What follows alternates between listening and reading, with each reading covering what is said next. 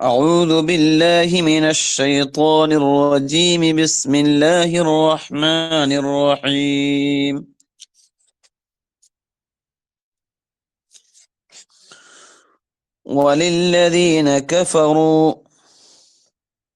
وللذين كفروا بربهم عذاب جهنم وبئس المصير إذا ألقوا فيها سمعوا لها شهيقا وهي تفور تكاد تميز من الغيظ كلما ألقوا فيها فوج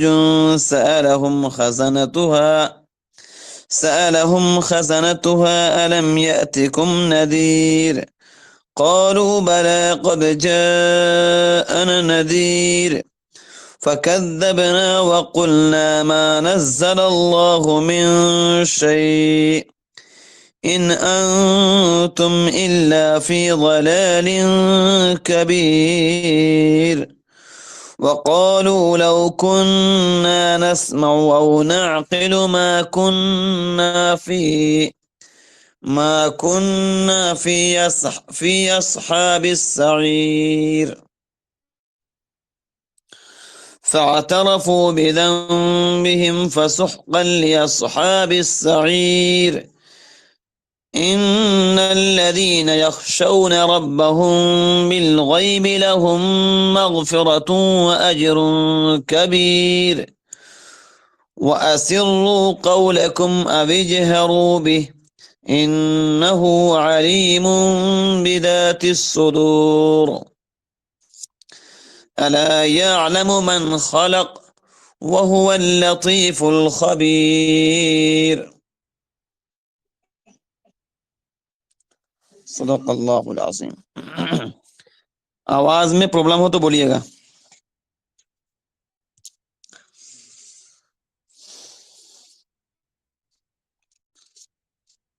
کچھ الفاظ ایسے ہیں ورڈز جو پہلے آ چکے ہیں، جیسے للذین ہے تو الذین پہلے آ چکا ہے، وہ لوگ.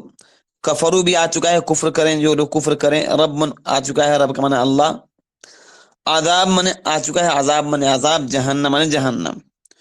وبئس برا، المصیر ٹھکانہ. اذا القو، ایک نیا لفظ آیا القو. اذا من جب، القو من ڈالے جائیں گے. القو جب ڈالے جائیں گے. القو کیا ہے؟ اصل میں یہ باب افعال سے فعل ماضی مجہول ہے. صیغہ جمع مذکر غائب، اس کا مصدر القاؤن ہے. شہیقن، شہیقن. القو کے بعد فیہا، فیہا منے اس میں. سمعو یہ بار بار آ چکا ہے، سمع یسمعو سے سننا، جب وہ لوگ سنیں گے. شہیقن، شہیقن کا معنی ہے چیخنا، دہاڑنا. تفور، تفور کا معنی ہے وہ جوش مارتی ہوگی، یعنی کون؟ جہنم. تفور کا معنی آتا ہے اچھل رہی ہوگی. یہ باب نصرہ سے آتا ہے تفور. اس کا مصدر فورن ہے، فار یفور تفور. تکادو تمیزو، تکادو مانے ایسا لگتا ہے، تمیزو مانے پھٹ پڑے گی. تکادو باب سمع سے فعل مضارع معروف ہے، اور تمیز باب تفاعل سے ہے، مضارع معروف سے واحد مؤنث غائب. خزنتها، خزن من کا ہے دروغہ، خزن مانا دروغہ. ہاں کا مانا اس کا، یعنی جہنم کا دروغہ. اس کا واحد ہے خازن. نذیر ڈرانے والا.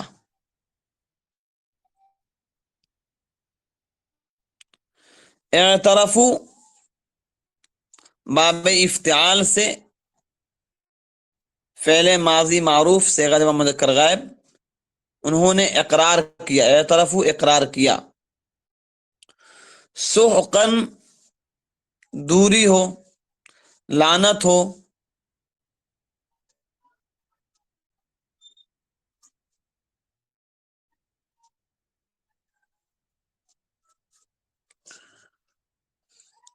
اس کے بعد لفظ ہے یخشون،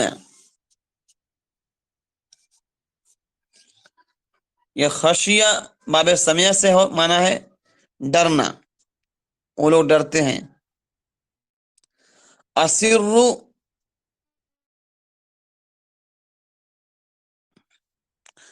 اسرو کا مانا ہے چھپانا۔ اجہرو کا مانا ہے پکار کر کہنا۔ اللطیف کا مانا ہے باریک بین، یعنی چھپی ہوئی باتوں کا جاننے والا، بھیدوں کا جاننے والا، دلوں کا حال جاننے والا۔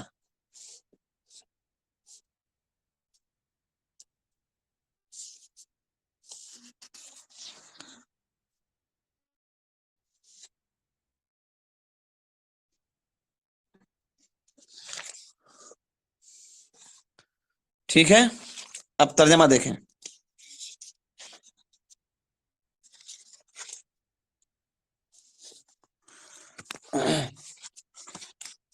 وَلِلَّذِينَ كَفَرُوا بِرَبِّهِمْ عَذَابُ جَهَنَّمَ وَبِئْسَ الْمَصِيرُ۔ وَلِلَّذِينَ كَفَرُوا، اور جو لوگ اپنے رب کا کفر کریں، رب کا انکار کریں، وَلِلَّذِينَ كَفَرُوا، جو لوگ اپنے رب کا انکار کریں،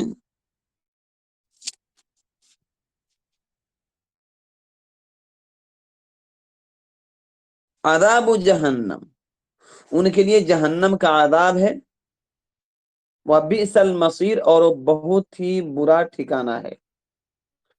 ترجمہ ہوگا وَلِلَّذِينَ كَفَرُوا بِرَبِّهِمْ عَذَابُ جَهَنَّمَ، اور جو لوگ اپنے رب کا کفر کریں ان کے لیے جہنم کا عذاب ہے، وَبِئْسَ الْمَصِيرُ، اور وہ بہت ہی برا ٹھکانہ ہے۔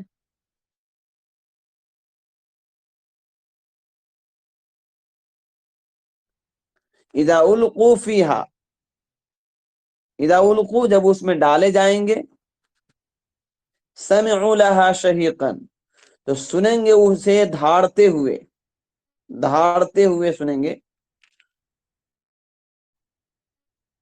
وہی تفور، اور بہت جوش کھا رہی ہوگی، تکاد تمیز من الغیظ، قریب ہوگا کہ وہ غصے سے پھٹ جائے، تکاد تمیز من الغیظ، من الغیظ کا معنی ہے غصے سے، تکاد تمیز من الغیظ، قریب ہوگا کہ غصے سے پھٹ جائے۔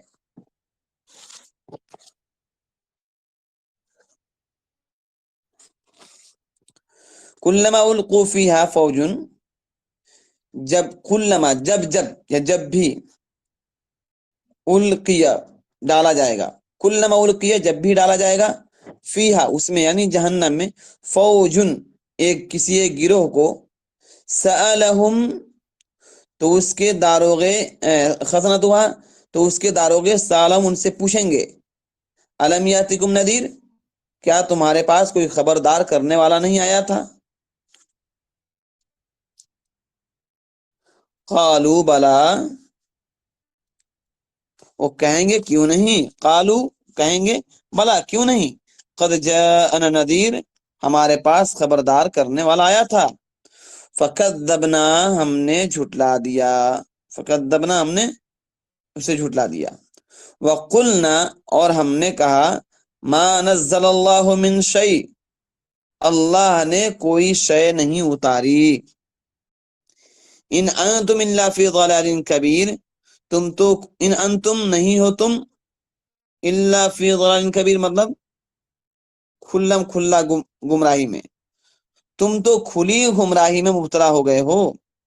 وقالو اور وہ کہیں گے، لو کننا نسمع او نعقل، کہ اگر ہم سنتے اور عقل سے کام لیتے، لو کننا نسمع، اگر ہم سنتے، او نعقلو اور عقل سے کام لیتے ما کننا فی اصحاب السعیر، تو ہم نہ ہوتے فی اصحاب السعیر ان جہنم والوں میں سے۔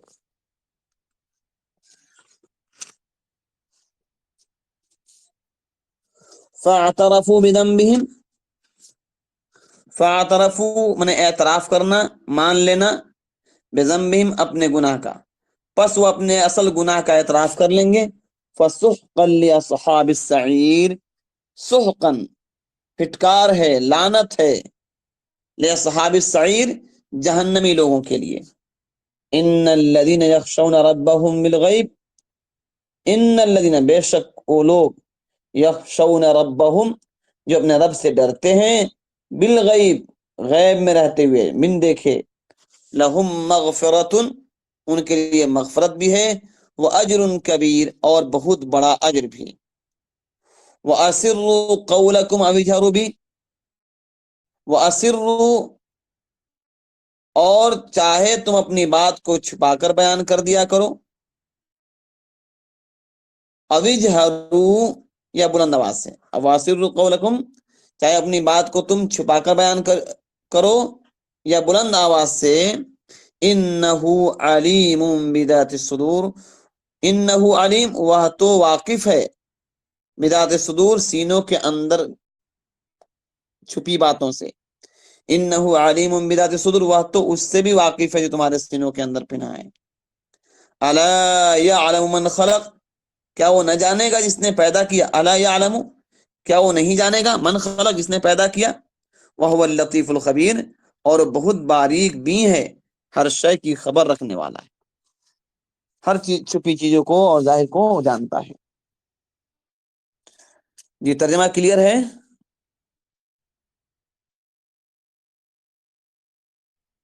آواز آپ کو آواز مل رہی ہے تو بولیے گا۔ جی جی آواز جی ٹھیک، اب تفسیر دیکھتے ہیں۔ سب سے پہلی آیت ہے وَلِلَّذِينَ كَفَرُوا بِرَبِّهِمْ عَذَابُ جَهَنَّمَ وَبِئْسَ الْمَصِيرُ، یہ بالکل آسان اس کا مفہوم ہے کہ جن لوگوں نے کفر کیا اپنے رب کے ساتھ، اپنے رب کا انکار کیا، ان کے لیے جہنم کا عذاب ہے، اور جہنم بہت برا ٹھکانہ ہے۔ ظاہر سی بات ہے کہ یہ ایک عام ایمان والا آدمی بھی اس کو سمجھ سکتا ہے کہ جو لوگ ایمان نہیں لائے اللہ پر وہ جائیں گے جہنم میں، اور جہنم عیش و آرام کی جگہ نہیں ہے بلکہ جہنم بہت بری جگہ ہے اور برا ٹھکانہ ہے۔ آگے اللہ کہتے ہیں اذا القوا فیہا سمعوا لہا شہیقا وہی تفور، کہ جب وہ لوگ اس جہنم میں ڈالے جائیں گے تو دوزخ کی سخت دہشتناک اور وحشتناک آواز سنیں گے، اور وہ جوش مارتی وہی تفور اور جوش مارتی ہوگی، تکاد تمیز من الغیظ قریب ہوگی کہ وہ غصے سے پھٹ پڑے، یعنی جہنم کو یہ غصہ اللہ کے دشمنوں پر آئے گا، جن لوگوں نے اللہ کا انکار کیا، اللہ تعالی کے نافرمانی کی، ان پر یہ غصہ آئے گا۔ جہنم کیا ہے اور جہنم کتنی بھیانک چیز ہے، ایک حدیث میں بیان کیا گیا ہے کہ یوم دن، قرآن کریم کی آیت کیا ہے،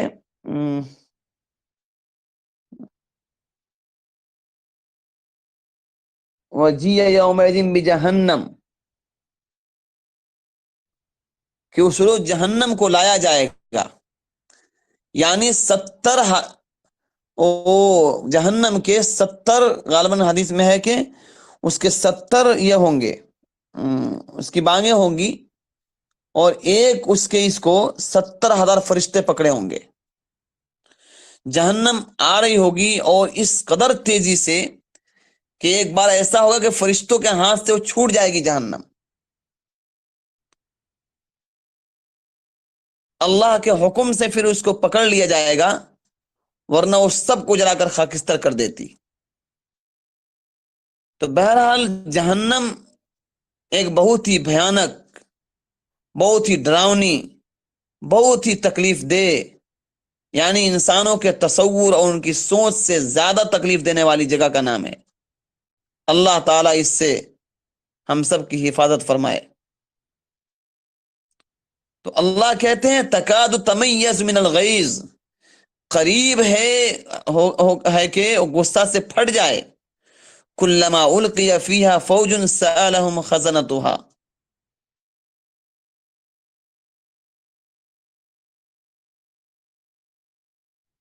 جب جب اس میں کسی کو ڈالا جائے گا، کسی فوج یعنی کسی گروہ کسی جماعت کو، تو دروغے جہنم ان سے پوچھے گا الم یاتکم نذیر، کیا تمہارے پاس پیغمبر نہیں آئے تھے؟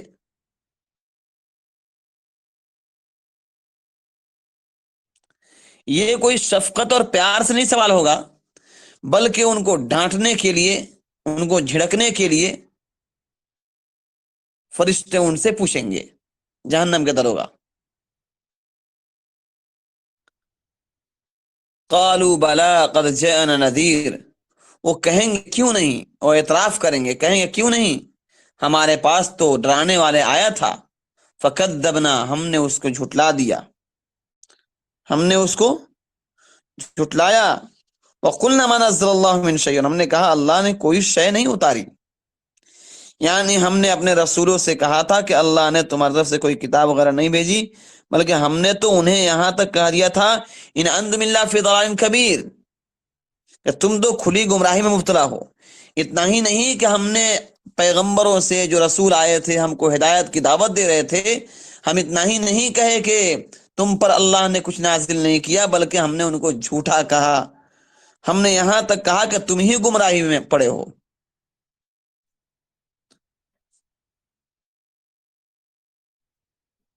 وقالوا لو كنا نسمع ونعقل، اور وہ کہیں گے لو كنا نسمع ونعقل، کہ اگر ہم سنتے اور عقل سے کام لیتے، ما كنا فی اصحاب السعیر، تو ہم نہ ہوتے ان جہنم والوں میں سے۔ اب ان کو افسوس ہوگا اور اپنے کیے پر پچھتاوا ہوگا کہ کاش ہم پیغمبروں کا انکار نہ کرتے، ان کا مذاق نہ اڑاتے، ان کی باتوں کو مان لیتے، تو آج جہنم میں نہ جاتے ہم۔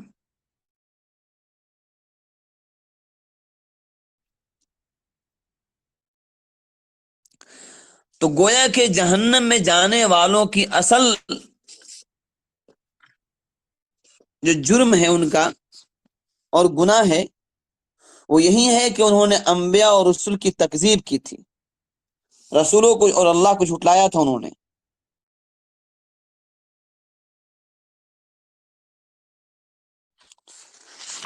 ایک ہے اعمال اور ایک ہے عقائد۔ اعمال میں تھوڑی بہت کمی بیشی ہو تو ہو سکتا ہے رحمت خداوندی معاف کر دے، لیکن شرک اور کفر ایک ایسا جرم ہے کہ وہ اللہ تعالیٰ کبھی معاف نہیں کریں گے۔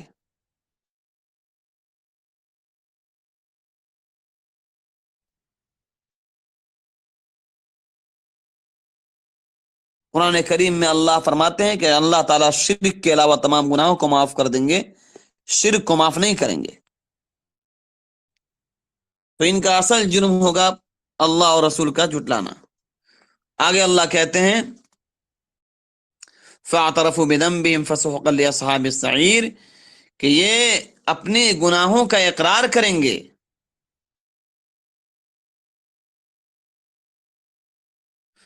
فسوقاً تو دوری ہے، لعنت ہے، افسوس ہے، لِأَصْحَابِ السَّعِيرِ جہنم والوں کے لیے۔ ظاہر سی بات ہے کہ جنہوں نے اتنا بڑا جرم کیا ان کے لیے اور اس قدر عذاب کے مستحق ٹھہرے تو ان پر افسوس ہی ہوگا۔ لیکن ایمان یہ اللہ رب العزت کی طرف سے ایک بہت بڑا تحفہ اور انعام ہے۔ ایمان نہ کسی انسان کے بس میں حاصل کرنا ہے، اور نہ کوئی انسان اس کو خرید سکتا ہے، نہ کسی عہدے اور کسی پاور سے اس کو حاصل کر سکتا ہے۔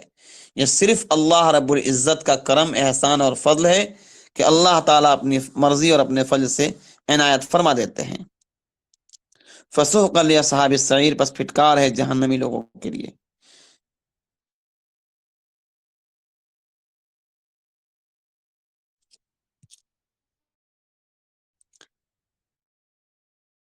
ان الذین یخشون ربهم بالغیب لهم مغفرۃ واجر کبیر.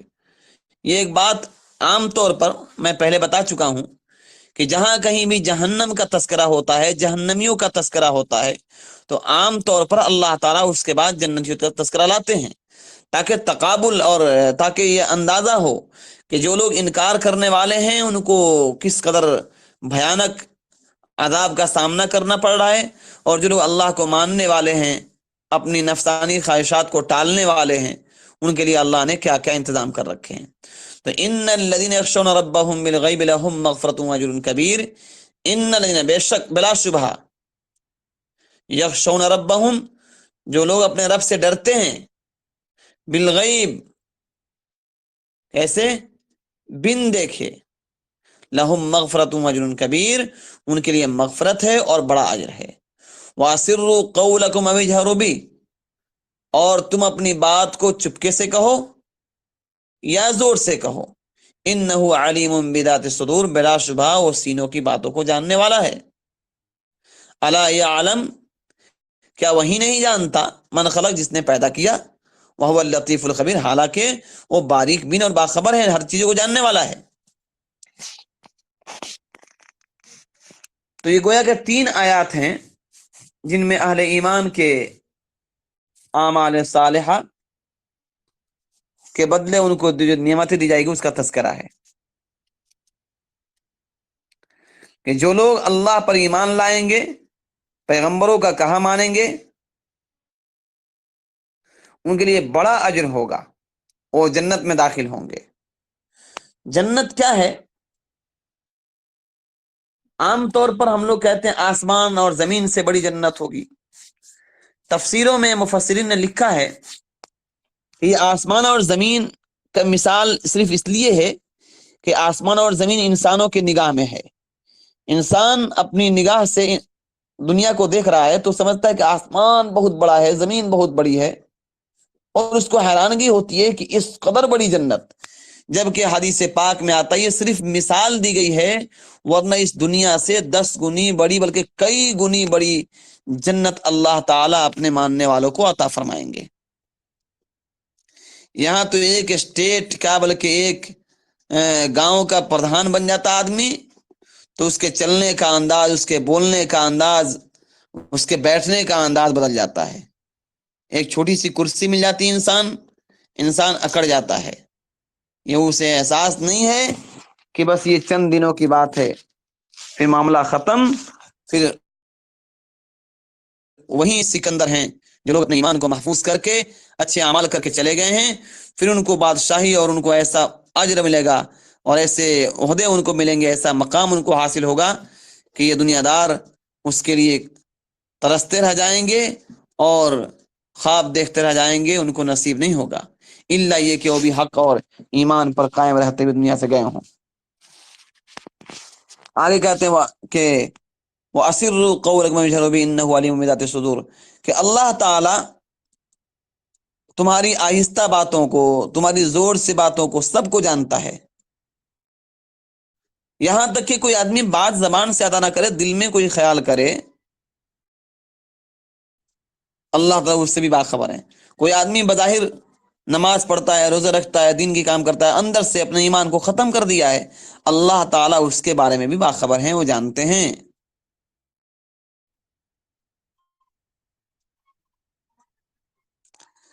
معالم التنزیل میں لکھا ہے کہ کفار مکہ جو ہے ایک مرتبہ آپس میں کہنے لگے کہ چپکے چپکے باتیں کیا کرو، ایسا نہ ہو کہ محمد کا معبود یعنی اس کا خدا سن لے. اس پر یہ آیت نازل ہوئی.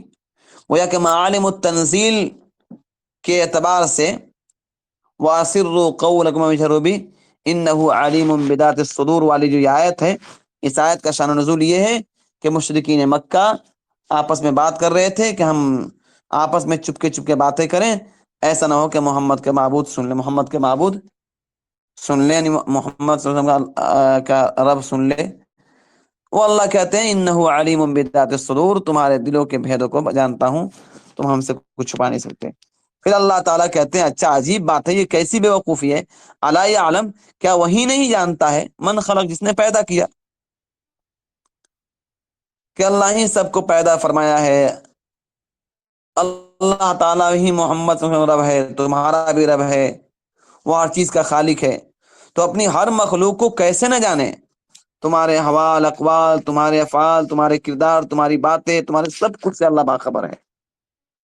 وہ اللطیف الخبیر، وہ باریک بھی ہے، وہ دلوں کی بھید اور دلوں کی حالت سے بھی باخبر ہے۔ کوئی بھی بندہ اس رب سے اپنی باتوں کو نہیں چھپا سکتا ہے۔ انسان دنیا سے چھپ سکتا ہے، دنیا کے کیمروں سے چھپ سکتا ہے، اللہ کی نگاہ بصیرت سے کوئی بندہ ایک لمحے کے لیے چھپا ہوا نہیں ہے۔ اگر ایک لمحے کے لیے، ایک بہت بڑے عالم فرما رہے تھے کہ اگر اللہ تعالیٰ کے نگاہ سے کوئی بندہ، ماؤں کے پیٹوں میں جو بچے، وہ جانور ہوں یا انسان ہوں، پوری روئے زمین پر جو مخلوقات جنم لے رہے ہیں اور جو ماؤں کے پیٹوں میں بچے تیار ہو رہے ہیں، اگر اللہ رب العزت ایک سیکنڈ کے لیے اپنی نگاہ وہاں سے ہٹا لے اس نگرانی سے، تو ہمارے آنکھ، سر میں جو آنکھ ہے، ہمارے چہرے پر جو یہ آنکھ ہے، وہ آنکھ اٹھ کے آ کر ہمارے پیر کے انگوٹھے پہ لگ جائے اور پیر کا انگوٹھا ہمارے آنکھ میں لگ جائے۔ اس قدر اللہ تعالی نگرانی ہماری کر رہے ہیں۔ انہ علیم بذات الصدور وهو اللطیف الخبیر یعلم خائنۃ الاعین وما تخفی الصدور، ہر کچھ سے واقف ہے، ہماری نگاہوں کی وہ خیانت، ہمارے دلوں کی خیانت، ہمارے زبان اور بیان اور ہمارے دل کے حوال سب سے واقف ہے۔ تو اللہ رب العزت جو ہماری پیدائش اور ہمارے تخلیق میں اس قدر نگاہ رکھے ہوئے ہیں کہ ہمارے اعضاء اور ہمارے جسم کے ہر پارٹ کو وہیں لگا رہے ہیں جہاں اس کو لگنا چاہیے، تو اللہ تعالی ہمارے دل کے احوال سے باخبر نہیں رہیں گے؟ یقیناً باخبر ہیں۔ اللہ تعالیٰ نے ہمارے عیبوں پر پردہ ڈال دیا ہے، ورنہ ہمارے جسموں سے ایسی بدبو آتی کہ ہمارے پاس لوگ کھڑے نہ ہوتے۔ اللہ تعالیٰ جیسے دنیا میں پردہ فرمایا، اللہ آخرت میں ہمارے گناہوں پہ پردہ فرما کر ہم سب کی نجات کا ذریعہ اللہ بنا دے، اور اللہ تعالیٰ ہم سے راضی ہو جائے۔ جی کوئی سوال ہو تو پوچھ سکتے ہیں۔ آواز مل رہی تھی برابر سے؟ جی کوئی سوال وغیرہ ہو؟ نہیں۔ ٹھیک۔